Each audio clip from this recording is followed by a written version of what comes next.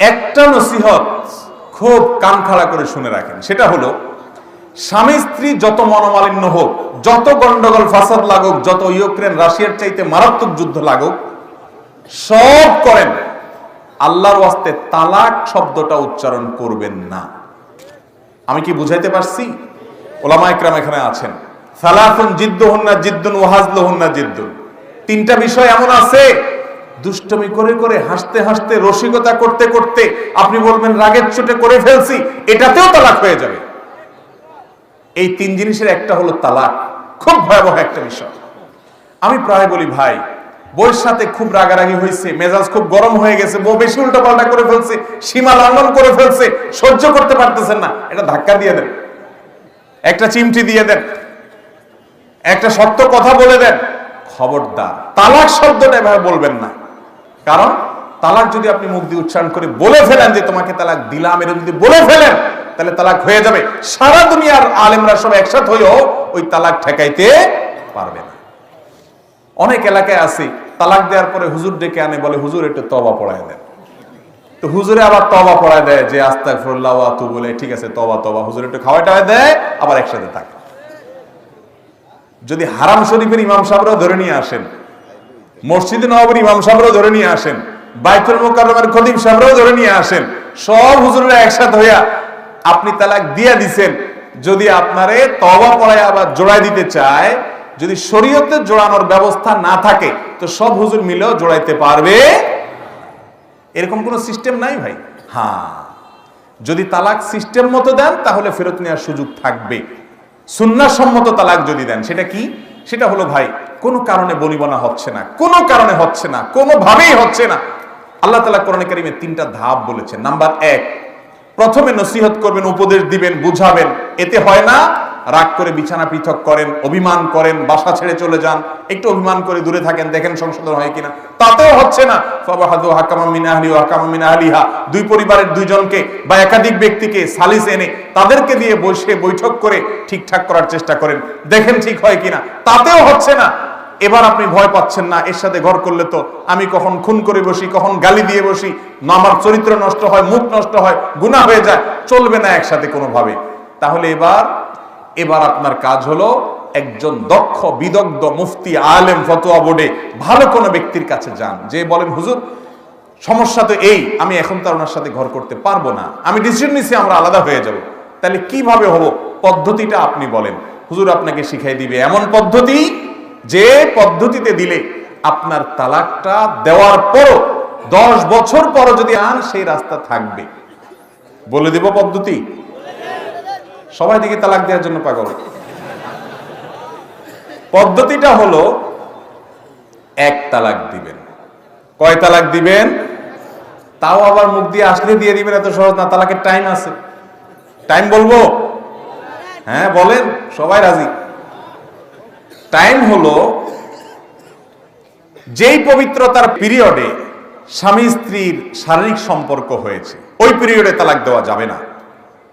এরপরে পবিত্রতার পিরিয়ড যাওয়ার পরে মাসিক আসবে, মাসিক চলে যাবে, হওয়ার পরে আবার পবিত্র হবে, সেই পবিত্র হওয়ার পরে এখনো শারীরিক সম্পর্ক হয় নাই, এই অবস্থায় তালাক দিবেন। কেন শরীয়ত এতটুকু অপেক্ষা করছে জানেন?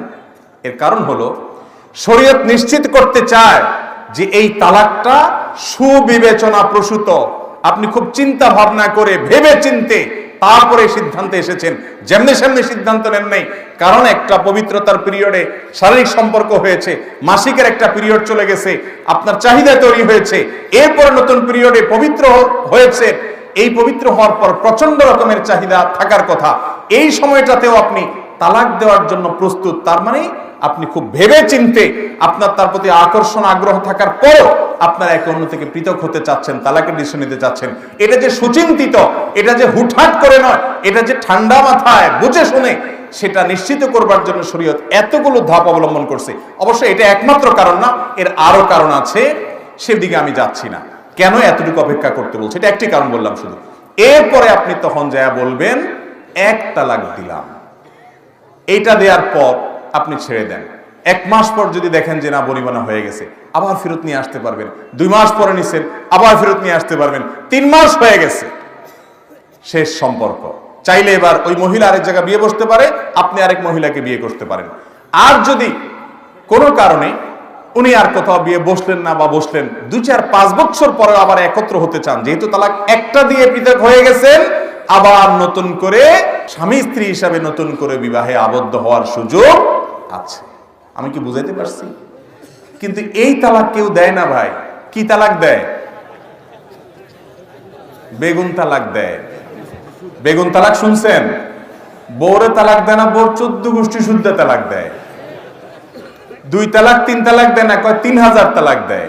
আমি ছোটবেলায় মাদ্রাসায় যখন পড়ি নোয়াখালীতে, একেবারে ছোট, মানে বিছানা পেশাব করার পিরিয়ড পার হয়েছি মাত্র, এই মিজান না উর্দু কায়দায় পড়ি। আমার মনে এখন পড়ে আর কি, তখন বুঝতাম না, ছোট ছিলাম। আমার লজিং মাস্টার এই বুড়া সারাদিন বুড়ি রে সকাল বিকাল বলতো তুই ধা ধা ধা। আমি ধা মানে বুঝতাম না, নোয়াখালী ভাষা ধা মানে ভাগ। তালাকে কেনায়া, অনেক সময় তালাকে সরি, এরকম সে দিত অহরহ, আবার তার সাথে ঘর করত। ভাইরা আমার, জেনা হবে। তালাক দেওয়ার পরও যদি সম্পর্ক করেন সেটা কি হবে? জেনা হবে। এই জন্য তালাক দেওয়ার পর যদি স্বামী স্ত্রী দুজন আবার মিলেমিশে থাকতে চান, তাহলে যেভাবে বললাম সেভাবে দিবেন, 1 তালাকের বেশি না। এবং সেটা পরামর্শ করে মুরব্বীদের সাথে, বিচক্ষণ লোকদের সাথে। খবরদার, আবারও বলছি, রাগ হয়ে 2টা ধাক্কা দিয়ে দেন, অন্যায় হয়ে গেলে আপনার বিচার হবে জোরে ধাক্কা দিছেন। কিন্তু তালাক দিয়ে দিছেন, বিচার করে কিছু হবে না। অনেকে এসে কান্দে, হুজুর এখন একটা রাস্তা দেখান না। প্রায় সময় আমাদের মসজিদে আসে, তালাকের ফতোয়া শোনার পর আমার নিজেরই খারাপ লাগে। 2-3টা বাচ্চা আছে, হাফেজ ছাত্র আছে, ছেলে আছে, দেখা যাচ্ছে স্বামী স্ত্রীর মধ্যে তালাক হয়ে বসে আছে। 3টা তালাক হয়ে গেছে, জীবনে বারবার একই কাহিনী করছে, বারবার করছে। অনেক প্রবাসী আছে, দূরের থেকে মোবাইলে ফোনে বউর সাথে কথা বলে চুলের তো নুন বেশ কম হয়েছে, বোর 14 গোষ্ঠী শুদ্ধ পুরা 1.5 শুদ্ধ তালাক দিয়ে দেয়। আছে না নাই? আমি বলি ভাই, মাথা বেশি হট হয়ে গেলে মোবাইলটা বন্ধ করে চুপচাপ বসে থাকেন 3 দিন, দেখবেন মাথা নর্মালে আসছে। অনেকে আছে বউয়ের সাথে রাগারাগে যখন হয় তখন মোবাইলে আরো টাকা লোড করে এবার আবার কল দেয়, মানে ঝগড়াটা কন্টিনিউ করার জন্য। এগুলো মূর্খতা এবং অজ্ঞানতা। গোসা থামাইতে হবে। আল্লাহ আমাদেরকে বুঝার তৌফিক দান করুন। ঢাকা শহরে আরো কয়েক বছর আগের জরিপ বলছে প্রতিদিন শুধু ঢাকা শহরে 39টা করে বিবাহ ভাঙে। আমি গত বছর মৌলভীবাজার এক মাহফিলে গেছি, এলাকার চেয়ারম্যান সাহেব আমাকে বললো, হুজুর আমি নতুন চেয়ারম্যান হয়েছি কয়েকদিন হয়েছি, এই কয়েকদিন সম্ভবত 10 দিনে কথা বলছিল, 10 দিনের ভিতরে 25টা বিবাহ ভাঙার বিচার আমার কাছে আসছে।